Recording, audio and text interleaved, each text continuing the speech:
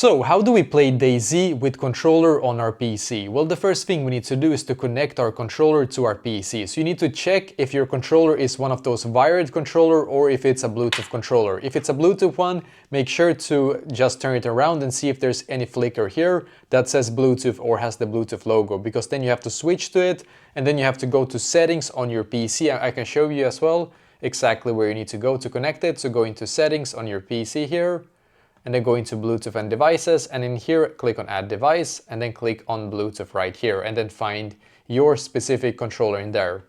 And for me, because I have a wired one, you can see I have to just connect the wire here to the controller and the other end needs to go to my PC here, of course. And then I need to click on this logo here to be able to turn on the controller. So now once the controller is on, we can now go into Steam here. So I'm just going to go into Steam, then click on the Steam logo in the top left corner and click on settings here, as you can see.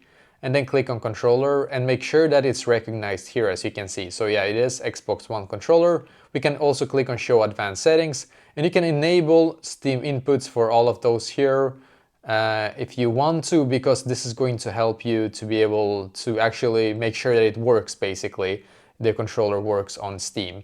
And let's say that this is DayZ as an example. So you need to click on it and it's gonna probably say controller not supported, but don't worry, just click on view controller settings here.